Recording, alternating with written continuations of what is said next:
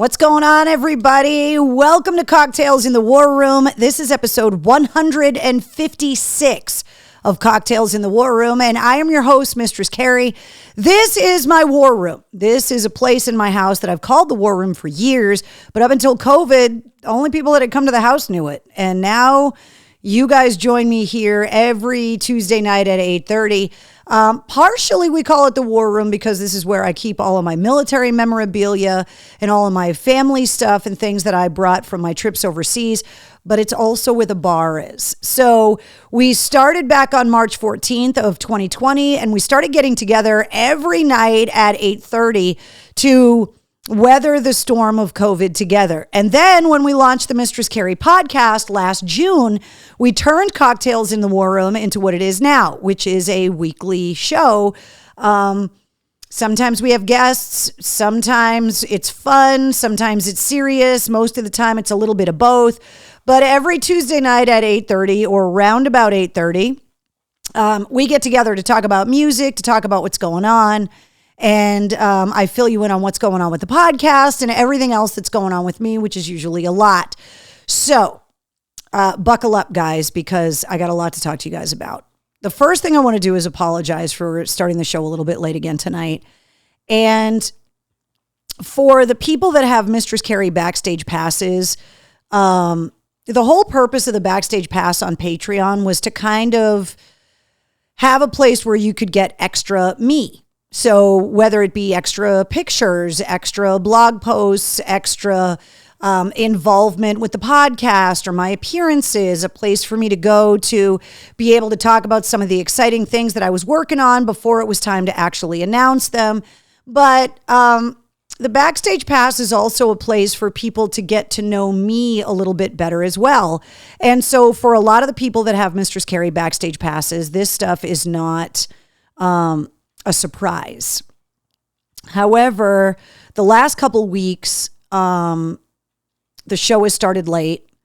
Things have been a little discombobulated, and I just feel like tonight I need to kind of talk to you guys a little bit about why. It's a conversation I've avoided having because partially I just didn't want to deal with it, and partially because it sucks and it's painful, and it's starting to affect some of the things that I do in my private life, but also in my work life. And so I feel like it's just something that I just want to talk to you guys about it quickly. I don't want to dwell on it the whole night, but last year, after I got laid off and AAF went off the air, I came to a realization with the family. Wait, did I hit the wrong? Hold on. Did I start the wrong show? Did it say episode 55 on the intro? That's why you guys were all saying that. Hold on. Because I was running the wrong show. Okay. I'm running the right show now. So last year during the height of COVID, what some people may know and some people might not know is that in my house, there is a separate apartment where my mom has lived for years. And it was always super helpful because, being in Boston and being away and working the hours that I did and traveling as much as I did, it made it really easy for me to have pets and to be able to maintain a home and have someone that was there to kind of help. So, I could say, hey, Mom, can you pick up my dry cleaning for me? Or do you mind taking the dog to the vet for me? And it was always something that I knew one day my mom would get older and that having her in my house would be a good thing for her as well. And this has been years, and it's been really nice to be able to give my mom the opportunity to partially retire early, to not have to worry about shoveling snow and paying the electric bill and all of that kind of stuff. And it's been really nice having her here, but at the same time, having her have her own place to call home. Come and go as she pleases, have her own space, her own place to make food, her own bathroom, all of that. But having it be a place where I would be able to help as she aged. So the realization came when I started spending, obviously, a lot of time at home when COVID hit and AAF went off the air. I started noticing things were weird. Started talking to my sister about it, started talking to my family about it. And at first it was subtle things and little things here and there. And then around last fall, things really, it was like, okay, something's really wrong. A lot of the stuff you notice in hindsight now, and I have to remind myself that there's no instruction manual when it comes to these life lessons, and these lessons are hard learned for a reason because every situation is different. But working with my sister, and it's just her and I, we found out that my mom was diagnosed with dementia. This was news to us. We were aware that these kinds of things run in the family, and we were not aware that she was ill. And the realization that she was, when we got the news, kind of explained a lot of things. And at first you could kind of write things off like you're cooped up in the house together. And so when the war room started, this hadn't even been a thing. Around the time that the podcast launched, around the time that I launched the Sit Rep later on in the fall, these were all things that were coming to fruition. And there have been times that we've met here in the war room and you guys have seen me upset. And, honestly, we were living in really upsetting times. There were also times that things were really hard because my then boyfriend, now husband, is in the military and wasn't allowed to travel. And we went months without seeing each other, even while he was stateside before he deployed. But there were also a lot of pressures, trying to figure out what was going on, and then finally finding out what was really going on and kind of grappling with that realization. Anyone that's ever dealt with something like this in their family, it is impossible to understand unless you've been through it, because it doesn't make any sense. Alzheimer's is a disease that is brutal and evil and is absolute agony, not only for the person that suffers from it, but also the people that love them the most. And I can tell you that from the time that the family got the diagnosis and made the realization as to actually what was really going on until now, I don't even live in the same world anymore that I lived in a year ago or a year and a half ago when we all met here in the war room the first time. I have struggled to talk about this, not because I didn't want to talk to you guys about it, but as anyone that has dealt with this before, there is also wanting to keep the dignity of the person you love. And I have learned over the years that sometimes having a job that forces you to live your life publicly, that can be not so easy for the people that are in your life that love you, because they didn't ask for the repercussions of a public life the way that the person who's choosing to live that life accepts that stuff. So I have tried very hard to protect the family, protect my mom's, obviously, dignity, and to just deal with this the best that I can. I am very lucky that my sister and I have gone into battle together, locked arms, which is not the case with a lot of families, and I'm very fortunate that that is the case with me. because the only person in the world that understands what I'm going through on a day-to-day basis is her, because she's going through it too. But I can tell you that the realization of the day-to-day life is so drastically different from how it was, and has at times become unbearable. And part of the reason why I have opted the career path that I have, chosen to do things the way that I have, this was always a factor in those decisions. There were opportunities for me to try and uproot my life and go elsewhere. And I always had to weigh out what I wanted, but also what was best for my family. And I don't just mean mom or my dog, but also now as I'm married and have that family as well, there are a lot of other people that get a say and that my life choices affect. But the biggest choice in all of this has been what has been best to protect my mom and her lifestyle and her happiness, and what is good with the family, and to be surrounded as much as I can by a loving and compassionate support structure, which obviously relocating, while it may be great for a career, might not always be the best thing for everyone else involved. And so things have been incredibly difficult.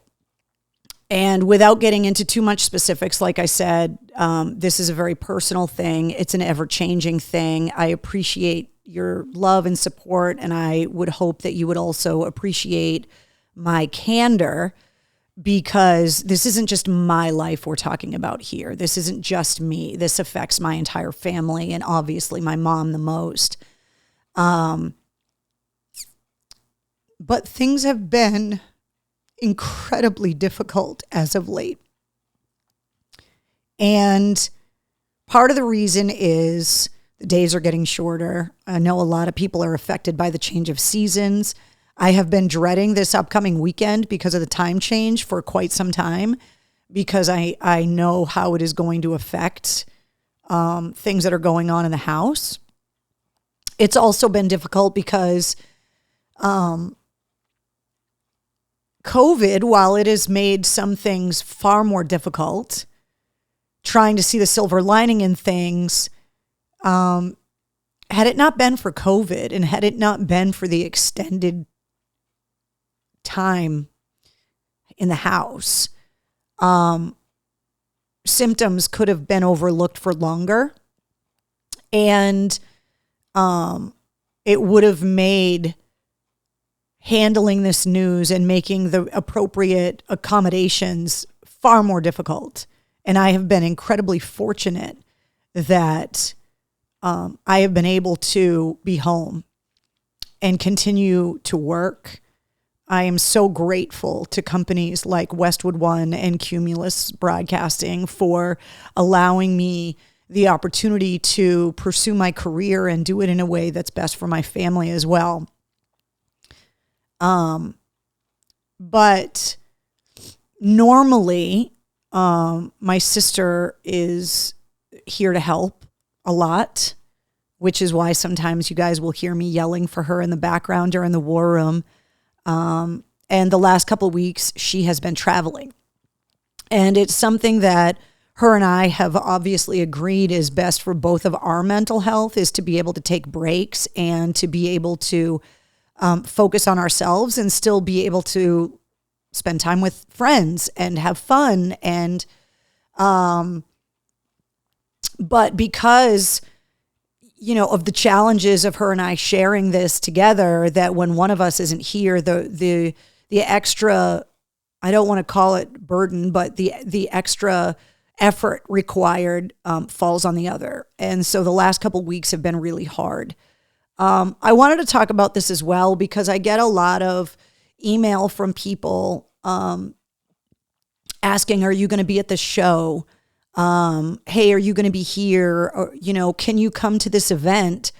And it's very difficult for me to say no to things that normally you would know me to not say no to. And so I felt it really important for me to talk about this right now because it's not a dirty secret. And I also know that this is something that a lot of people that I know and love have gone through. And you find comfort in the people around you being aware of what's going on because there's more of an empathetic response when you say something that maybe you normally wouldn't say, or you turn down an invitation you normally wouldn't turn down. And I have been juggling a lot of this for a while. And there are days that it's harder to juggle than others. And usually Tuesdays, it's a hard juggling day. Not only because Tuesday is usually the craziest day of the work week, because if anybody's going to take a day off during the week, it's usually a Friday or a Monday, but everybody's in the office on Tuesday. And so Tuesdays are usually really busy anyway. Then you add on top of it wanting to make sure that the podcast is ready to go the next day and the war room is ready to go that night. It's a lot. And the last couple Tuesdays, I have been running around with my hair on fire, and I feel bad that the show started late. And I just feel like I am not doing a service to you guys and to the other people that are juggling the kind of struggles that I'm juggling if I don't talk about it. And one of the things when you are afforded the privilege of not only a microphone, but also the honor of people that are actually willing to listen to what you have to say, meaning you guys, obviously, is that there comes a heavy weight of responsibility with that microphone and that platform. And you guys have known me long enough in my career that I take that responsibility seriously, which is why I get involved in so many charitable endeavors, which is why I am always trying to find a positive spin on things, because I understand how hard the world can be for people. And I've just gotten to the point where if I'm not comfortable talking about this now, I can't imagine what it's like for the people that are going through the same thing that I am. And they're not fortunate enough to have this amazing support system that I have in you guys. And I also really want to be able to say to anyone that is in a caretaker position, whether it be something like dementia and Alzheimer's or anything else, that you are allowed to screw up and you are allowed to give yourself a break. And you're allowed to take 5 minutes and you're allowed to sleep in some days.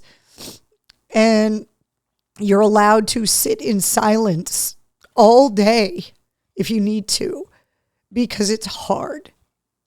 And the last couple of years have been really hard on everyone. And I can tell you that it would have just been hard enough dealing with COVID.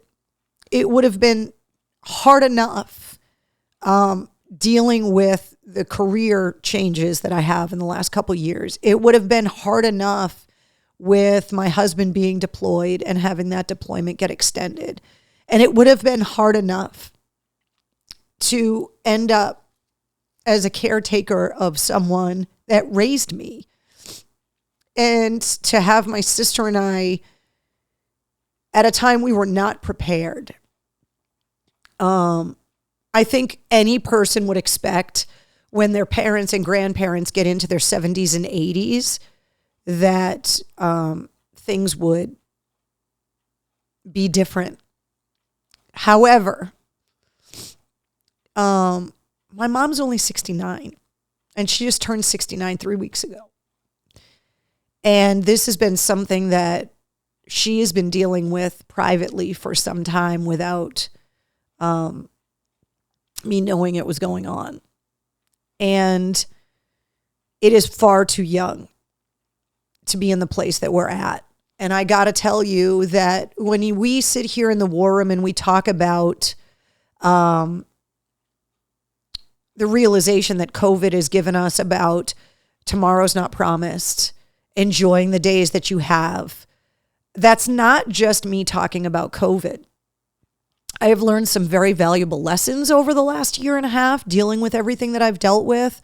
And one of those things is that, you can work as hard as you want your whole life and plan for that retirement and make all the right choices and never call in sick and always be there for everyone else, expecting those golden years to be able to circumvent the globe and check everything off your bucket list.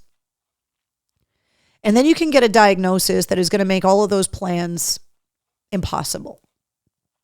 And dealing with that reality for me has scared the shit out of me, because I have always been someone with an overactive work ethic, which is a gift I got from both of my parents. And I'm very grateful for that, because I would never have accomplished the things that I have without that. However, I have also learned that work-life balance needs to tip a little bit more into the life part of the balance. And it's something that as I watch the news and you hear people say things like, well, nobody wants to work anymore. My reality now is giving me a pause to say, well, are these decisions people are making about where they want to work and the work-life balance they want to have and the kind of job that they want to spend the lion's share of their week doing? Because life is too short to work at a job that you hate. And I feel like, when I watch the news about another flight attendant getting punched in the face, or another server in a restaurant being screamed at and called racial epithets, and, people getting screamed at over the counter at a fast food restaurant, it makes me think about my situation where I am at right now and think, would I want to spend my days being screamed at by people? Is that what I would want for my life? Or would I spend every waking moment trying to find another way so that I could go and be happy?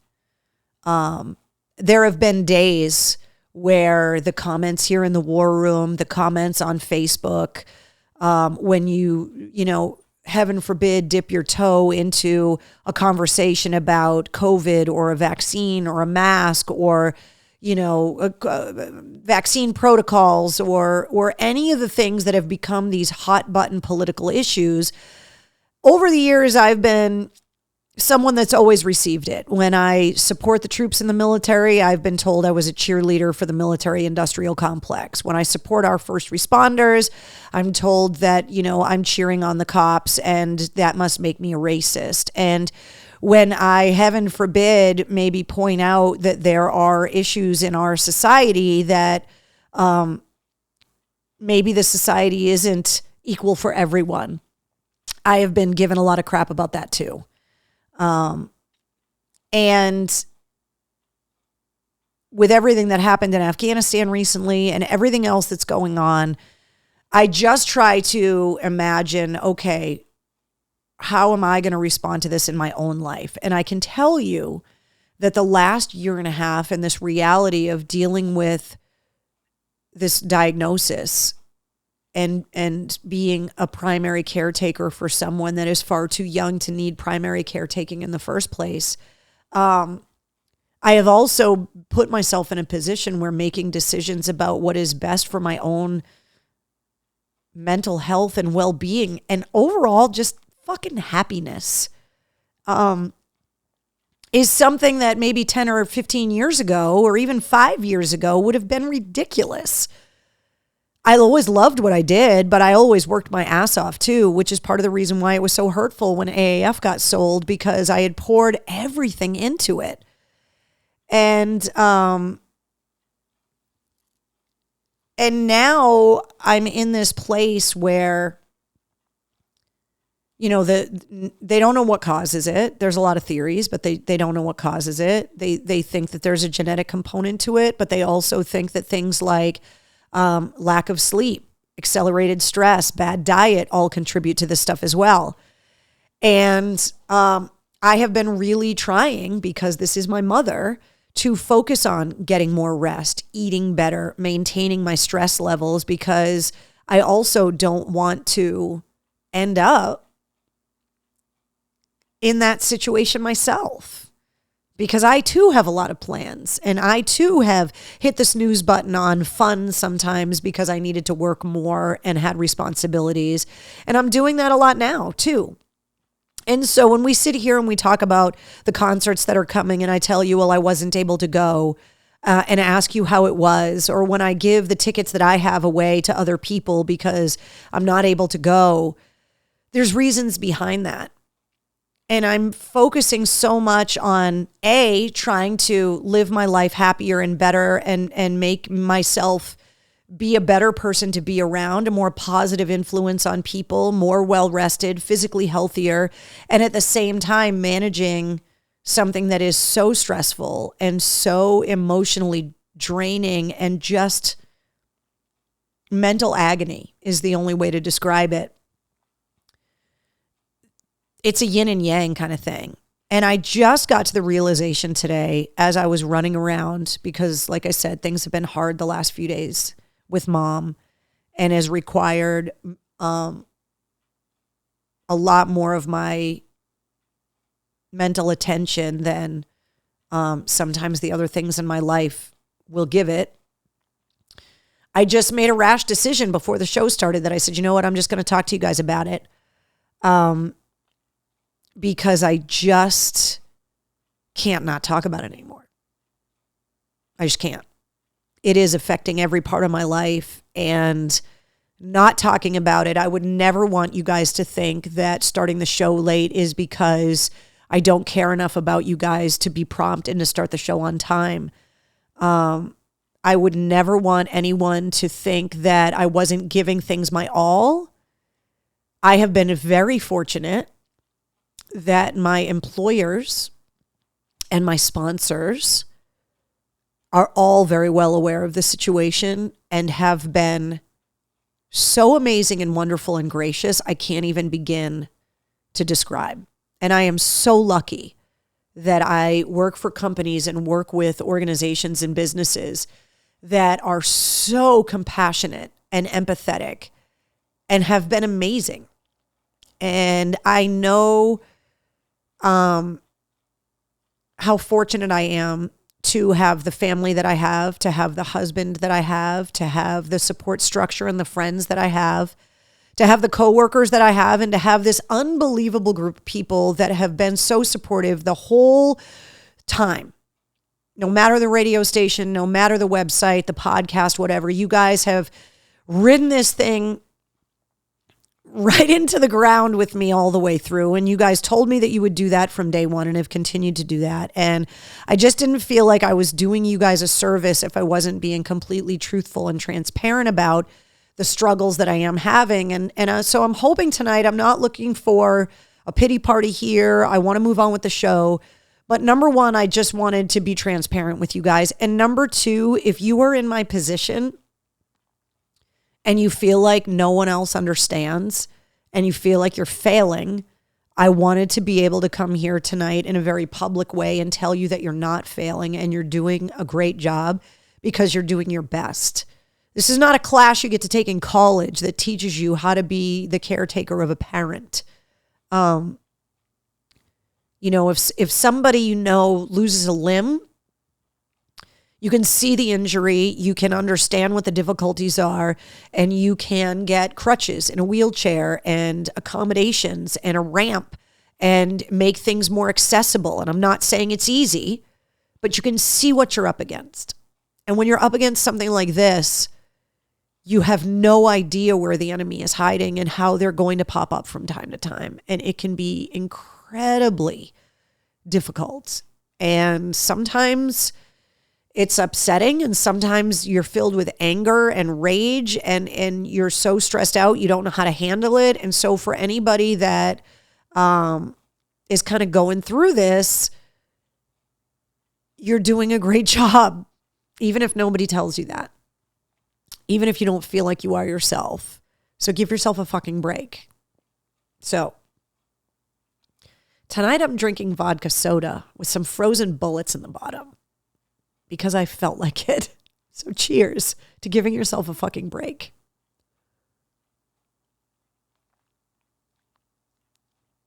I appreciate you guys being so supportive and wonderful and dealing with me when I cry, and listening, because it's been a day. Again, I seem to be having a lot of these days. And sorry, Linda from the main hair lounge, but I'm going to wipe my nose on your very comfortable hoodie. All right. So before we get the show started, I also wanted to show you guys that I voted. So I hope you guys voted today as well. It drives me crazy when people have this amazing right and responsibility to vote and they choose not to exercise that right. So please vote at every opportunity. It doesn't need to be a presidential election for you to get out and vote. A lot of the issues that you have in your day-to-day life are because of the decisions that are getting made locally by your school committees and your counselors and your ward counselors and your mayors, your governors, whatever. So you got to get out and vote. Ralph wants to know how I survived the storm. Good. No issues. Didn't lose power. Had some limbs come down in the yard, but other than that, I was fine. So everything is good on that front.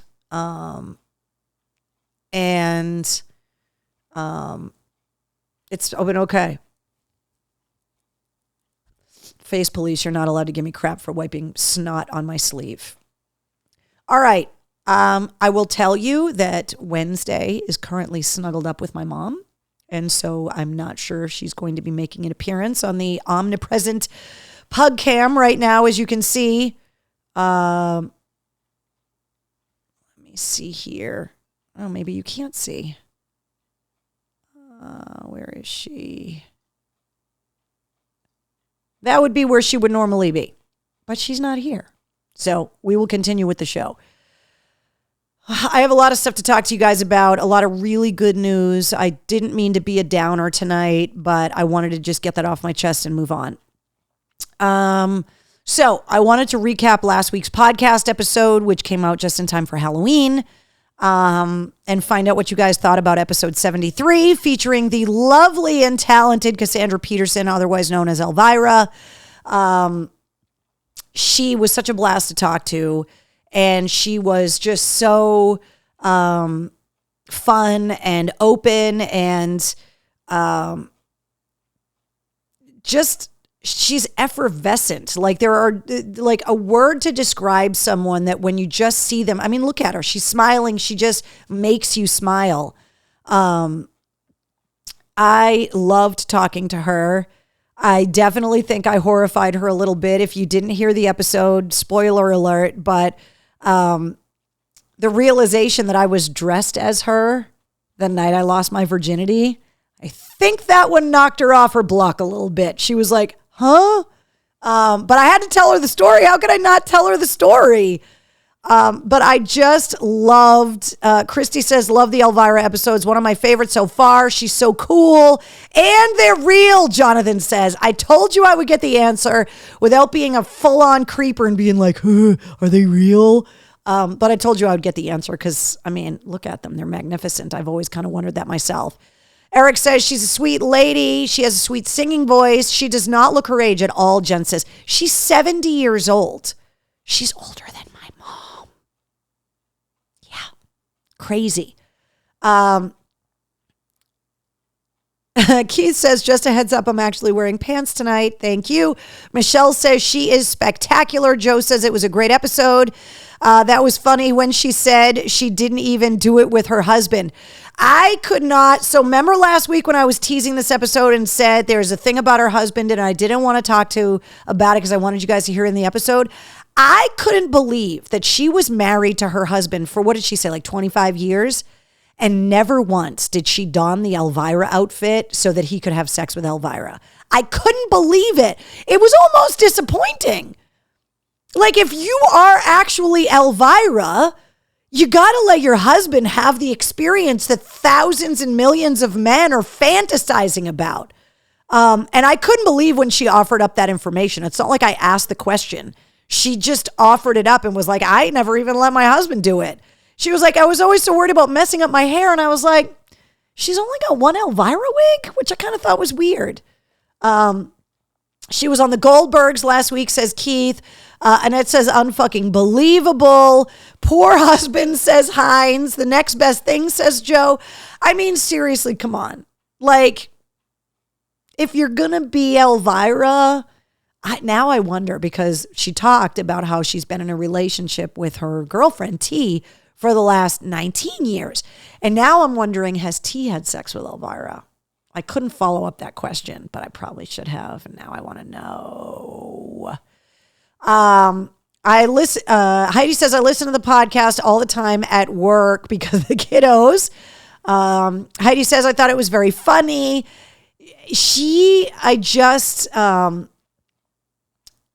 Wait, so Dondi says Elvira's a virgin? No, Elvira can't be a virgin. There was a time where she was single. Elvira can't be a virgin. It's not possible. Husband was cock-blocked by Elvira, says Mark. I had a crush on her when I was growing up, says Sean. Yeah, everybody did. Like, who didn't want to either be Elvira or do Elvira back in the day? I mean, so much so that I went as her. I got to find some of these Halloween pictures. Now, these would be pictures that would be like, there would be one left in existence, and then I would have to find the negative somewhere because obviously they're film pictures. There's got to be a picture of me dressed up like Elvira, which then now you guys know would be the night I lost my virginity. Oh, horrifying.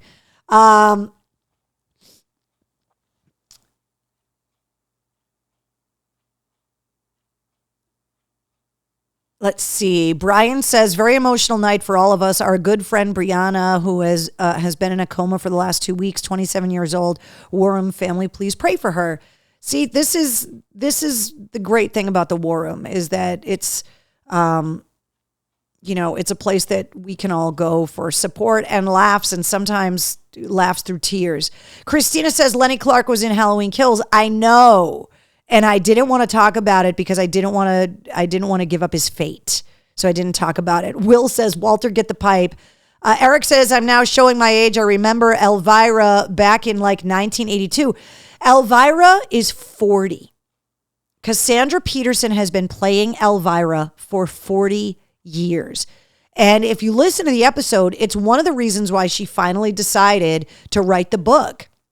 Because Cassandra Peterson started playing Elvira when she was 30 years old. Elvira is now 40, which means Cassandra is now 70. So between Cassandra turning 70, Elvira turning 40, and COVID kind of forcing her home, those were all of the reasons why she ended up writing the book. Monica says she's a hottie. Yeah, she's an absolute, like, you look at Elvira and you're like, smoke show, sexy, like sex on a stick, sex. Cassandra Peterson is hot as balls. And when I said that in the podcast episode, she was like, oh, thank you. Like, it almost like freaked her out a little bit. And I'm like, how do you not know? You know you're hot. You were a showgirl. You were a go-go dancer. You went on a fucking date with Elvis. What? You got to read the book, by the way, guys. Like, I haven't made it through the whole thing yet because I got a lot going on. But her life, the fact that she was able to like cram this much of her life into one book, it should be like the Encyclopedia Britannica. It should be released in volumes. It's unbelievable. She is the reason I drink Coors Light for Halloween, says Will. She does look amazing, Elsa. It's kind of crazy how beautiful she is. And as I was talking to her, because that picture is actually a screenshot from the conversation her and I had. So that's what she looked like when her and I were talking. I was looking at her going, there's no way you naturally look like this. You've got to at some point have had some work done. I don't care that she did. She's 70 and she looks younger than I do. However, she has got really good fucking doctors or something. She's using the best skincare. I don't know if she's putting like snail mucus on her face or getting those weird vampire facials, or they're putting fucking leeches on her face. I don't know what it is. Maybe she sold her soul to the devil. I don't know. This right here, it's just not okay, Cassandra. It's not okay. It's not fair to the rest of us. Leave some hotness to go around, please. It sounded like she had the hots for Brad Pitt, says Michelle. Yeah. It sounded like she sold a house to Brad Pitt and she moved down the street and then would say that she would put makeup on so she could walk the dog because she was, look, is there a woman in here that wouldn't put makeup on to walk her dog if you were going to walk by fucking Brad Pitt's house? Of course not. Hello. Obviously, she was drinking the V from True Blood. David, thank you for the True Blood reference. You guys know how much I love that show. Send that shit to me. I'll take it, says Heidi. Yeah, I can't believe she's 70, says Eric. I know. That's what, as I was talking to her, I was like, wait a minute. Seriously? You're 70? That doesn't make any sense. I absolutely loved having her on the show. If you haven't listened to the episode, you got to go and listen to it. And you got to get the book. I don't know if it's available as an audiobook, but I bet it is. And I bet it would be fascinating, especially if she's the one reading it, because then you could hear her actually talking about it. But wonder if she does the vampire facial. That's what I was talking about, Eric. The one where like they take a bunch of your blood and like all the celebrities do it, I guess. I don't know. Snail mucus, fucking beautiful. I may have some left around here somewhere, says Richard. She is a vampire. Seriously, Will, has anybody ever seen her outside in the sun? Maybe that's what it is. I don't know the answer. I just know that she's awesome. And it was so cool having her on the show. And I was so excited when she said yes. And then obviously knowing that it was going to come out the week of Halloween, I was super psyched. I'm really excited for you guys to hear this week's podcast episode. This week's podcast episode, I'll preface it by saying this. The person I talked to on the show this week, on the episode, told personal stories about working with Frank Zappa, David Bowie, Tool, 9 Inch Nails, Paul Simon, The Talking Heads, Stuart Copeland from The Police. The stories that this man has and the music that this man has created and the reputation that this man has as far as his musical ability, excellence, songwriting abilities, raw talent, off the charts. The guy is a legend, and he's a legend that you may not know his name, and that's what makes it so crazy. So I am super excited to tell you that the guest on episode 74 of the Mistress Carrie podcast is Adrian Belew. What? Yeah. By the way, I don't know why Elvira is still on his screen. Adrian Belew is a amazing guitar player, legendary guitar player and songwriter for 30 years with the band King Crimson. But he has worked with everyone. He's a drummer. He's a singer. He's an all-around music madman. And he is also in a band with Stuart Copeland from The Police called Gizmodrome. Now, before COVID, they put a record out and they were able to play some shows, but only in Europe. And then COVID sidelined their ability to tour in North America. And so what Gizmodrome did was they recorded their concerts in Europe, and they are coming out with a live album that's coming out in a couple of weeks called Gizmodrome Live. And so I had a chance to sit down and talk to Adrian Belew. And let me tell you what, when it comes to prog rock, King Crimson is like right up there. King Crimson is a band that inspired Tool and 9 Inch Nails. And so to hear him talk about what it was like to tour with Tool, to hear what it was like for him to work on the Downward Spiral with 9 Inch Nails, which is one of my favorite records of all time, to hear what it was like to live at Frank Zappa's house and work with Frank Zappa and to hear him talk about what Frank Zappa was like as a person. This episode is awesome. He is one of those people that is such on a different musical level, meaning talent. The guy we talk about in the episode, he's someone that just doesn't look at the world the same way. There are those creatives. I consider Perry Farrell someone like that. I consider Maynard James Keenan someone like that. I consider Trent Reznor someone like that. These raw musical geniuses that are just not functioning on the same mental plane as the rest of us. I would love to know what the world looks like through their eyes and through their ears. And I joke on this episode that I kind of want to be like an earworm that kind of goes into Adrian Belew's brain and like climbs around, as creepy and psychotic as that sounds, because he is someone that just makes music, inspirational music. I mean, the albums that he has played on, I mean, he played on Paul Simon Graceland. Like, what?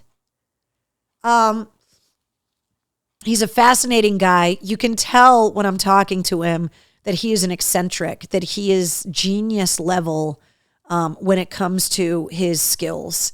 And he is just someone that I tried really hard in this episode. For anybody that doesn't know King Crimson's music, that does not know who Adrian Belew is, to anyone that is a lover of rock and roll and lover of music, but maybe not a psychopath when it comes to the minutia of it, I wanted him to be approachable and real. I didn't want him to come across as someone like Mike Mangini from Dream Theater, same kind of thing. Like, it would be very easy to get down in the weeds and full on nerdiness talking to these guys, which they would be very willing to do. But I went into this episode really trying, and he even points it out at one point, like, do you want to go back to talking about my career? And I was like, yeah, but I want to get to know you as a person. And you can kind of hear him open up to that concept because he's such a musical genius that I don't think a lot of people, when they talk to him, want to talk about him as the person. He talked to me about his daughter and his family and his home life and the way he eats his ice cream. And it's getting to know someone that is of this stature and level of musical excellence and getting to know them as a real person was really important to me with this episode. And he could not have been more gracious and approachable and wonderful. And I can't wait for you guys to hear this. So episode 74 of the Mistress Carrie podcast goes live at midnight tonight. And once again, and as always, I want to thank my incredibly gracious sponsor, Digital Federal Credit Union. You can find them at dcu.org, especially now in the month of November. DCU always takes so much pride in all of the charitable work that they do. And DCU is also an organization that is always so eager and willing to work on veterans' causes. And I started working with DCU years ago when it came to making my trips overseas. And they would not have happened if it wasn't for DCU's involvement. And they continue that work today, which is going back to what we talked about earlier, that I've been so lucky and fortunate to work for companies and with organizations and sponsors that I really, truly believe in, that are so wonderful and are all about that well-rounded experience, right? And so when you're working with an organization that takes so much pride in doing work with veterans all year long, not just in November, it makes me proud to work with DCU. And obviously now that we are in the month of November, which by the way is Military Spouse Appreciation Month. Cheers to all the military spouses out there. Obviously next week is the Marine Corps birthday and Veterans Day as well. So there's a lot of things to celebrate. But I want to thank DCU for being a sponsor of the Mistress Carrie podcast and for sponsoring this episode. I think you guys are really going to love this episode. Brianna says, I think Pharrell Williams can be added to that list. He has synesthesia as well. Like, that's what I'm saying. Like, there are tons of people that I talk to every day that have amazing musical ability and write fantastic songs, But then there are those people that really do look at the world through a different lens and see things differently. And those are these mavericks, these people that, whether they are inventors that create technology or music or art or feats of engineering or whatever it is, they just look at something a little differently. And there are those musicians that I think kind of do that as well. And I really do think Adrian Belew is one of those people. Eric says, I am the son of a veteran and an airman from the Vietnam War. Yeah, this is, we should be focusing on our veterans 12 months a year, but obviously in November, it's on the top of everyone's mind. The NFL does their big salute to service month, and there's just so much going on and so many giant cakes with the Marine Corps that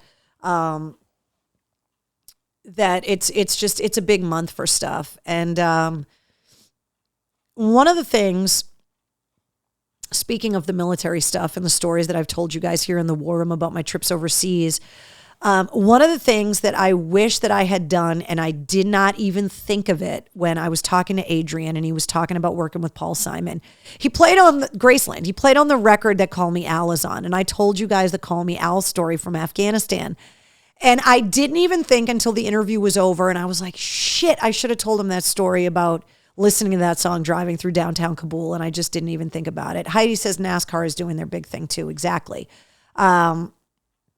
So I'm really excited, even if you don't know his name, even if you were not a fan of King Crimson's music, hearing him talk, it was fascinating. He played with Frank Zappa, I believe, like 77, 78, 79.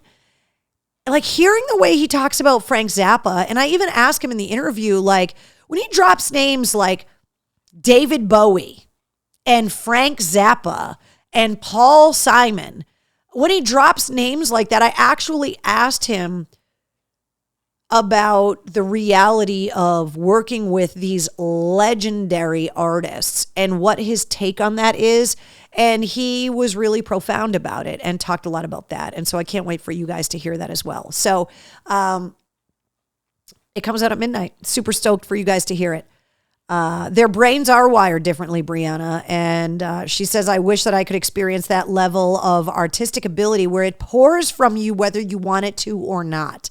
And that's exactly how it is. Like he has released 20 solo albums. And in the interview says, he doesn't want to release his next solo record, which is already done, but he doesn't want to release it till he knows he can go out on the road with it. And he's like, can I please come back on your show when I'm getting ready to release my solo record? And I'm like, yeah, Adrian Belew, you don't need to ask my permission. Just come on the fucking show anytime you want. Who knows? Maybe I'll get him on the War Room. There have been so many people that have offered to come in the War Room, and I know that I've been lax in bringing people in, and I got to start doing that more, especially as things slow down towards the holidays and throughout the winter and stuff when there aren't as many bands on the road, that I got to start getting some more guests in the War Room, because I always love being able to have these conversations and to have you guys be able to be an active part of it. So we definitely have to put out the invite to get him in the War Room. And when you guys listen to how he ends his day and the way he eats his ice cream, maybe I'll get him to eat some ice cream here in the War Room with us. So make sure you check out episode 74 of the Mistress Carrie podcast. It goes live at midnight. And if you subscribe to the podcast, just a reminder that you're also going to get the sit rep, which is Monday through Friday. It uploads in the middle of the night. So when you wake up first thing in the morning, you can get caught up with all of the headlines in rock, all the music news, industry updates, everything. And it's boiled down in less than 5 minutes so that you can just listen to it, know what's up, and get on with your day. None of us have got time to waste. And I also want to remind you guys of all of the places, and these are just some of the places that you can listen to the Mistress Carrie podcast.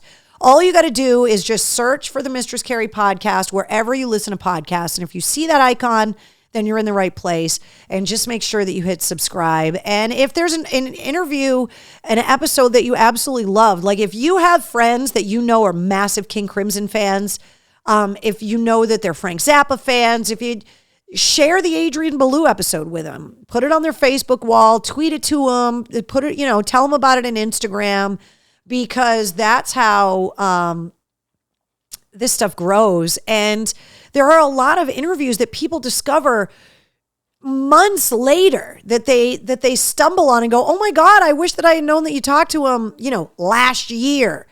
And I mean, look, go and listen to the episodes anytime you want, but I always want people to know when these episodes are new so that they can kind of hear them in the time frame that they got released, because the world is constantly changing and there's always so much going on. I want to let you guys know Canada is back at number 2 when it comes to countries listening the most to the Mistress Carrie podcast. So once again, a salute to our neighbors to the north, and we are still holding strong at 117 countries that are listening to the Mistress Carrie podcast. So we want to thank everybody that listens. Thank you guys for sharing it all the time, and to say what's up to everybody around the world that's been checking out the podcast. Lots of headlines to get through. Congratulations to Nikki Sixx, who has found himself once again, for the 4th time, by the way, on the New York Times bestseller list with his latest book, The First 21, How I Became Nikki Sixx. And congratulations to him. And he said in a recent interview that he and his wife are actually working on a children's book. He recently moved to Montana because he wanted to give his daughter that kind of open and expansive life growing up in Idaho the way that he did. And so the book that he's working on with his wife is about a little girl who travels the world and goes to all of these different amazing countries and places in her dreams. And so that's what Nikki Sixx is working on. We go from the dirt to a children's book. Who knew? Also, Mark Lanigan from the Screaming Trees came out today and said that he has got a book coming out called Devil in a Coma. So Mark Lanigan from the Screaming Trees battled COVID. And no matter what people's idea of COVID is, whether you had it and it didn't affect you at all, whether you tested positive and you never got sick, whether you don't believe it's real, I don't care how you feel. Mark Lanigan from the Screaming Trees got COVID, went completely deaf. As a musician, you can imagine how scary that would be, and then went into a coma and slipped in and out of consciousness in a coma for some time, and wrote about that experience of getting his ass kicked by COVID in this book called Devil in a Coma, which is where the title comes from. And I thought, you know what? What a fascinating story to tell. I know someone that is a friend of a friend that is a chef that has lost for about the last 9 months their ability to taste. And so I can imagine taste and smell as a chef, so important. And sorry, my nose is still running. And so I can imagine, or can't imagine really, the idea that you get COVID and you become deaf as a musician. I can't even wrap my brain around it. And so I think it's a really cool and important thing that Mark Lanigan is like, I want to tell you this story. And so I wanted to tell you guys about the book because it's going to be coming out, and it's a pretty fascinating thing. Over the weekend, Limp Bizkit came out with their new album called Still Sucks. I have said this in the past. I refuse to apologize for being a Limp Bizkit fan. I have always loved the music. It brings up so many amazing memories of that era of time at WAF and that time in music. And I have had so much fun at Limp Bizkit shows over the years. I'm embarrassed to say even Woodstock 99, after watching the documentary and seeing how horrific it was for other people, I felt bad that I had such a good time. But when I listened to it, I was like, oh, it's kind of like putting on that hoodie that's been hanging up in the closet all summer because you haven't needed to wear it. And then you put it on in the fall and you're like, oh, I love this. And so hearing a new Limp Bizkit record, I was kind of like, oh yeah. So the new Limp Bizkit's out there. There is a preview of some of the Slipknot music that they released today. So if you go to Slipknot's website, it forwards you to a new website where you can listen to snippets from, it's either one song and different parts of the song, or it's a bunch of different songs. Go and check it out. Speaking of Slipknot, don't forget, coming up on the 21st of this month, Corey Taylor and Clown Sons are in a band together called Vended. And they are playing at Sonia, which is at the Middle East, on the 21st.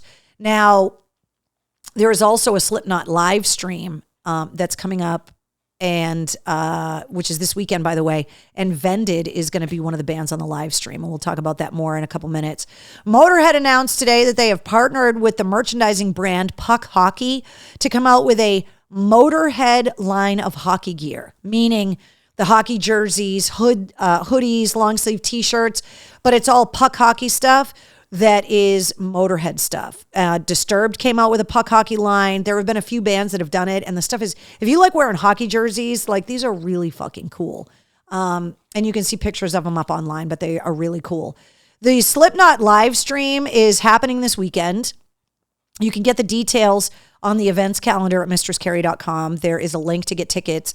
It's going to be Slipknot's first ever live stream. They're going to be at Knotfest in Los Angeles this weekend, and they're going to have their entire performance, but there are also going to be bonus performances from a lot of the other bands on the Knotfest this weekend in LA, and the guy's son's Vended is going to be one of the bands. Want to remind you guys that Black Label Society is playing at the Palladium on Thursday night. Stone Temple Pilots is playing at the Palladium on Friday night. In This Moment and the Black Veil Brides are playing at the Palladium coming up on Sunday night. Also coming up next week, Seether's live stream, Vicennial, celebrating 20 years of Seether, is coming up on November 11th. And just today, and I want you guys to keep this in mind whenever you go to concerts, before you go to the show, go to the venue website and make sure you are up to date on their COVID protocols and requirements for the show. I don't want you arriving there without the paperwork you might need or not knowing what's going on. And I bring it up because the Palladium just today, citing the low infection rates in Massachusetts and in New England, that they have lifted their COVID restrictions and protocols when it comes to negative tests and vaccination requirements to get into the shows. However, the Palladium also said, and this goes for the Webster in Connecticut as well, because it's owned by Mass Concerts, that if the tour requires it, that the Palladium and the Webster have the right to put in new protocols based on what the tour and the artists require, which is why I'm always telling you to make sure that you double check, because even if it's not a state mandated thing or a city mandated thing, the artists have the right to say, we want these protocols in place. Or the artist's management, record label, insurance company, agents. We've had these conversations here in the War Room about how many different people are in the line of command to be able to have influence over these decisions. So double check before you go to a concert and you know what's required of you before you get there. If you have not heard, speaking of Disturbed, if you have not heard the new song from Nita Strauss, who is Alice Cooper's longtime guitar player. She's coming out with another solo album. She's never worked with a lead singer before on her solo stuff, and she asked David Draiman to be the singer on her first single, which is called Dead Inside, and it's awesome. It rocks. So if you haven't checked it out yet, go and listen to that. U2 is releasing a new song this week called Your Song Saved My Life. It's from the animated film Sing 2, and Bono is actually getting animated as a reclusive rock star lion called something Calloway. So Bono is going to be a cartoon character in this movie, but we're going to get new U2 music coming by the end of the week. And on Friday, the Scorpions are releasing a new song called Peacemaker, which is one of the songs that they have been holed up in the studio working on because there's a new record on the way. So I wanted to make sure you guys knew about that too. Want to remind you guys about some of the other shows that are going on. Jeff Tate is going to be at the Boat. There are still a few remaining tickets left, but not many, and the show's coming up quick on the 15th. Bruce Dickinson announced a North American spoken word tour. It's like 37 dates. By the way, his new podcast dropped on Halloween. It's called Schizo Psycho Espresso. I listened to the first episode. It's awesome. He has an Oxford professor on it, and they brought in a theology expert to analyze where 666, the number of the beast, came from when it comes to religious texts. And to have somebody like Bruce Dickinson from Iron Maiden talking to an Oxford scholar and a theology expert, kind of amazing. So So the Bruce Dickinson podcast is out there, but he announced all of these dates, and there is a date for Bruce Dickinson. He is coming to the Schubert Theater on February 5th, and the tickets go on sale Friday. So I wanted to call your attention to that. Volbeat, who has a new record coming out on December 3rd, has their tour going out with Ghost. They're going to be at the DCU Center on February 11th, and those tickets are on sale. Tool's going to be at the Garden on the 19th of February, and the big gig is still slated. I do not have the updated lineup yet, but it is going to get announced soon. Godsmack's still headlining the big gig, which is going to be at the DCU Center on April 30th. All of this information is up on the events calendar at mistresscarrie.com with the links for you to be able to buy tickets. Want to remind you guys about the show this Saturday night, New Bedford. I will be in you this weekend. I'm going to be at the Vault in New Bedford on Saturday night, 7 p.m. This is a free show. This is a New England indie band showcase. And it's going to be an absolute blast. Now, you were able, for like $10 or whatever, able to reserve a table for 4 or more people, but all of those reservation slots have been gone. So it is now a free-for-all to get in. It's free. Please come and hang out with me. This is Saturday night in New Bedford at the Vaults, and I'm super stoked to be there. I'm going to be there starting at 7:30. I'm going to be your kind of MC and host for the night, and I don't get down to the New Bedford area often, and I take a lot of flack from people that live down that part of the state for not going down there often enough. And so I have been warning you that I'm coming, so you better show up to hang out with me. And you can get all the details on this on the events calendar at mistresscarrie.com as well. Bringing something back for the holidays, Mistress Carrie deals. I loved doing them last year. And if you guys know or own any businesses that would like to give Mistress Carrie fans deals, let me know. But I am proud to say that I have partnered with Tiesta Tea, who sell all of these amazing loose teas, teas of all different flavors. There are dozens of them if you go on the website. Live Loose, which is why they say that. And not only do they sell the loose teas, but they sell the canisters and all of the other stuff. And they want to give Mistress Carrie fans 15% off of everything. And so if you go to my blog, there's all kinds of information.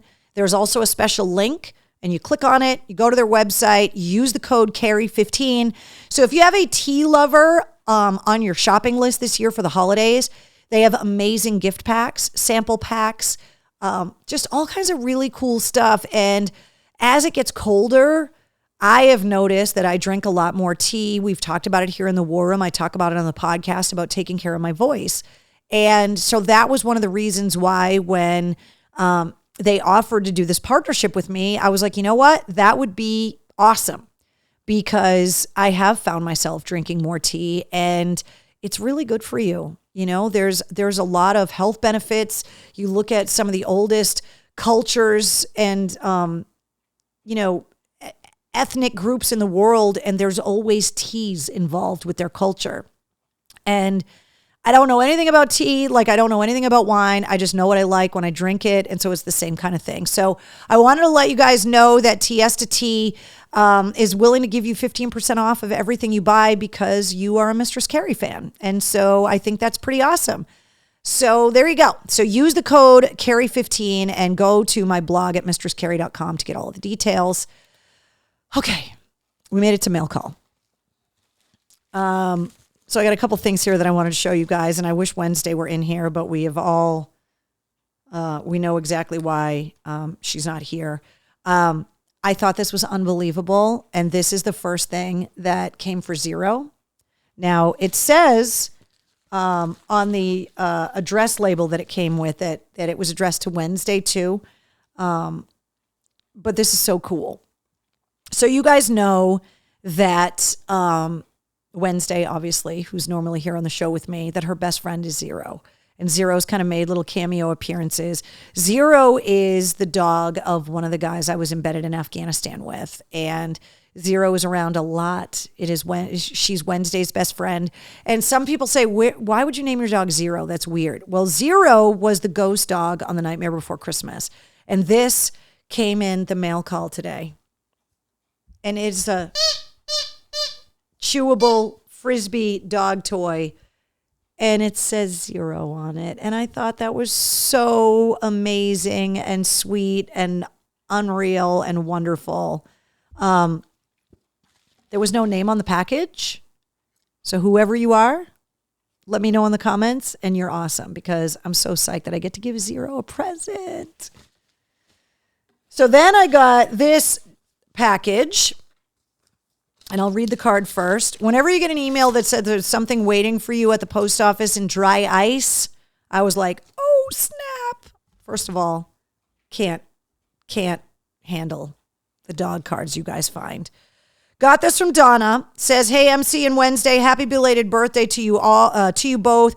There are some goodies enclosed for your birthdays and Halloween. The insulated bag has some treats for Wednesday and her best buddy, Zero. See, you guys are so cute that you think of Zero. The pug cakes are a bit messy. I would recommend giving them to the pups outside on or something that is easy to clean and as a surface. I hope they enjoy them. I also wanted to send you some of my homemade chocolate chip cookies. They are my family and friends' favorite. I hope you and Wednesday enjoy the gifts. Thank you for hanging out with us every Tuesday night and for all you do for us. Couldn't let a day go by without wishing you a happy birthday to my favorite mistress and goth pug, Donna. So thank you, Donna. It was really, really sweet. She sent me this stuff with all the ingredients of like the peanut butter and banana pup cakes that are in there. And I thought that was awesome too, because you obviously, don't ever want to give your dog something that you can't read the ingredients on it. I love it that it's homemade, but just having an idea of what's in it in case they have any kind of weird reaction, you want to be able to kind of backtrace it too. So I wanted to show you some of the stuff that was in here. I do not know where you guys find this stuff, but Sergeant Peeper's Lonely Hot Tub Band, a Sergeant Pepper rubber ducky for my bathroom. Where do you guys find this stuff? I don't understand. You make me smile so much. Today I had such a rough day. And when I was staging everything on the table and was playing around with the stuff that was in this box, I laughed and smiled. So Donna, thank you. There are also a couple things in here that I need to get out of the bag here. Seriously. Look at this one. Sorry if all your dogs are freaking out. These are adorable. She's going to love them. I wish she was in here right now, but I wanted to leave her be tonight. So these were the little cakes she was talking about.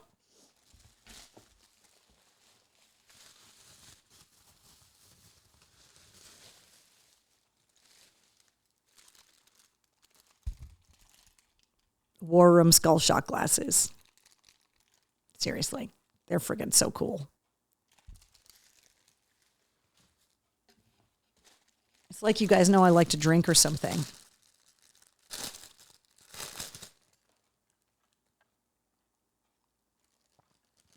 As I'm saying that. Now this I have not opened yet, so I don't know what's inside. But something's clanging in there. My God. Where do you find spoons shaped like skulls? Where do you find these things? How cool are these? It came in like this felt thing. Like how cool. These are like cocktail stirrer things for your drinks. How cool is that? All right, hold on. So,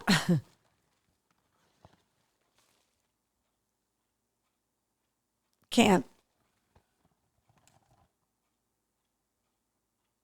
Iced blueberry cobbler cake bites.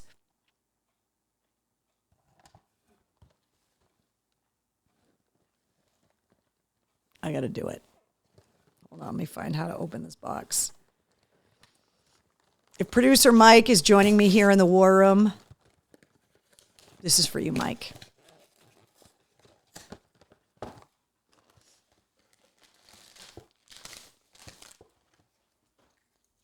Blueberry cobbler cake bites. Are you kidding me?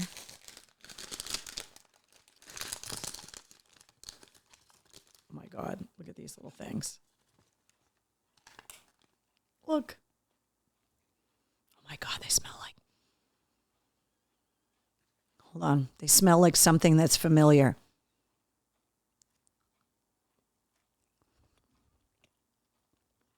Like blueberry cereal. They're so good. They're turning my tongue blue.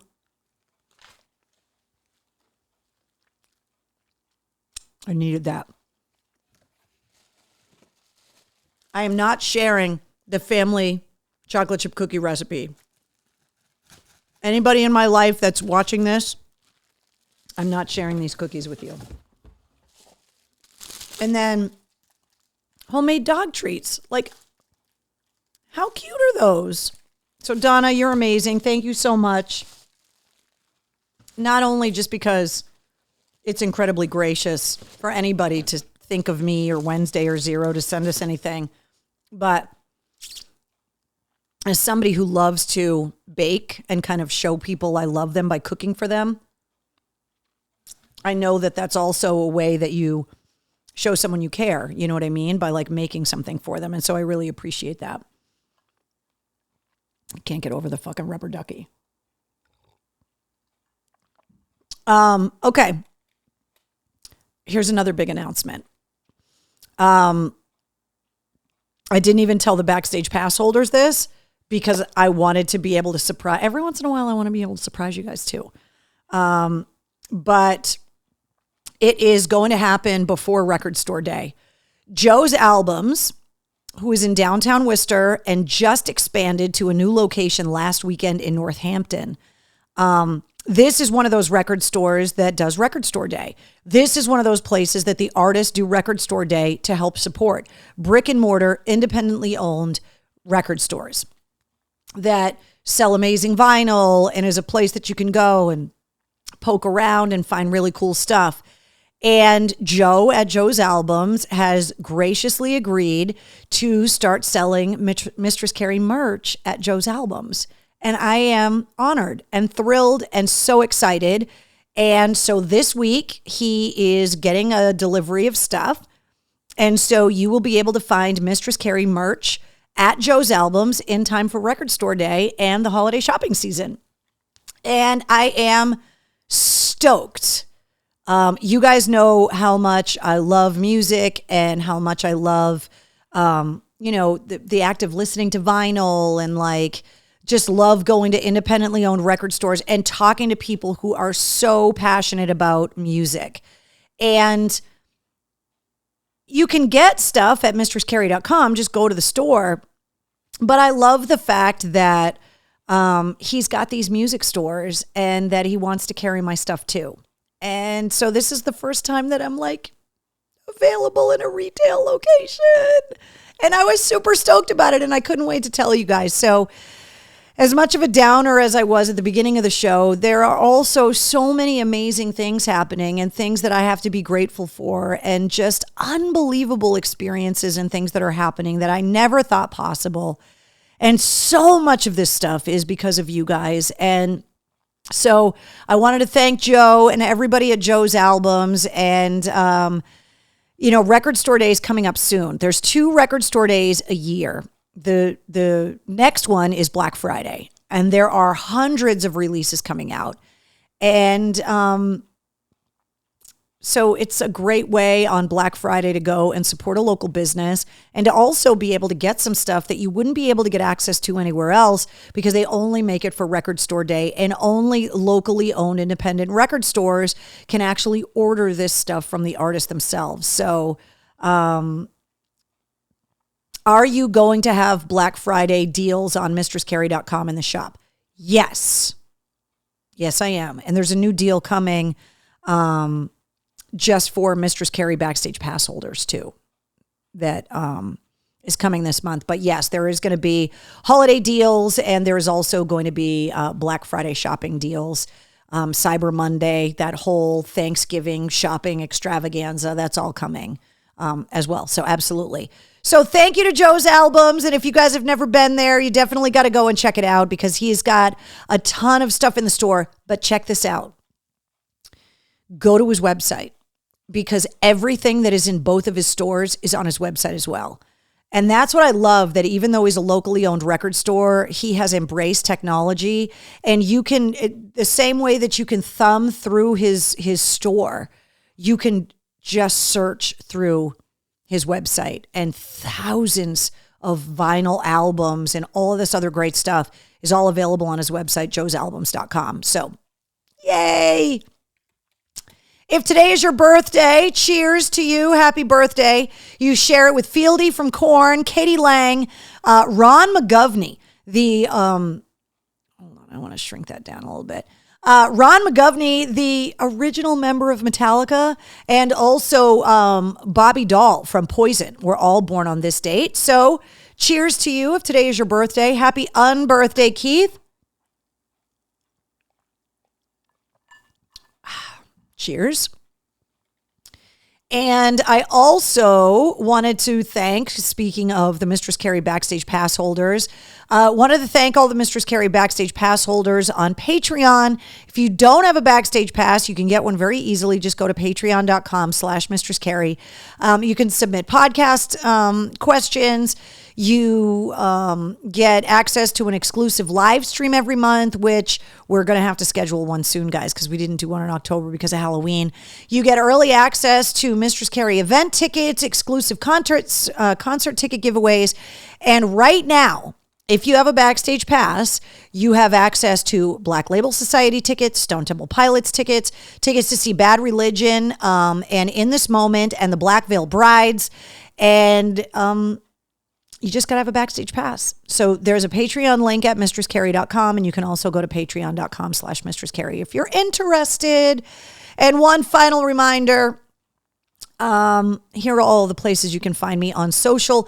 And I want to let you guys know that more and more artists all the time are joining TikTok, meaning musical artists. The Beatles joined, Led Zeppelin joined, U2 just joined. And when these artists join, it doesn't mean that they're just making an account. It also means they're making their music available for people to make TikTok videos with, because that music is copyrighted. So TikTok just can't put up everybody's music.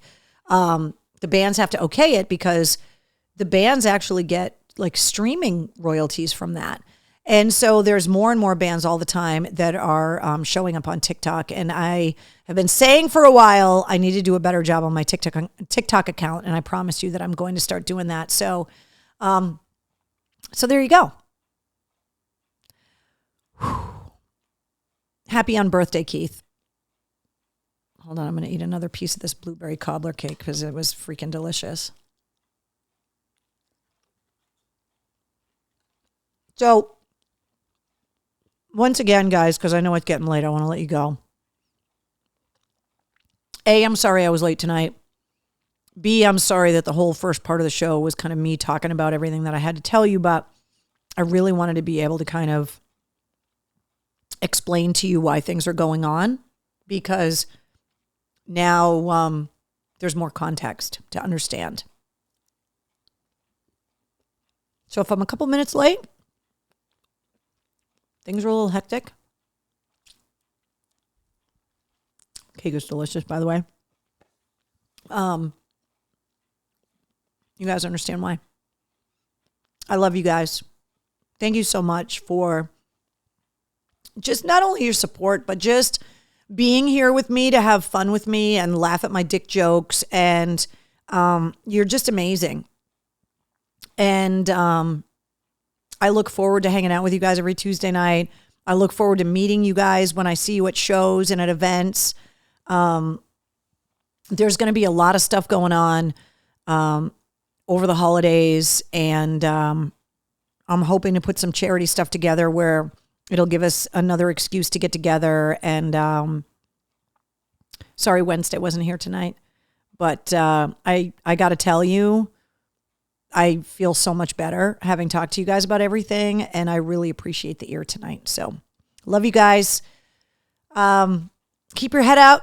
You guys are amazing. If you had a bad day today, tomorrow will be better. Just think about it that way. And I'll see you guys back here next Tuesday night at 8:30, 8:32, 8:34, whatever. And don't forget to listen to episode 74 of the Mistress Carrie podcast, which goes live at midnight, featuring Adrian Ballou from Gizmodrome, King Crimson, and so many other albums that we all love.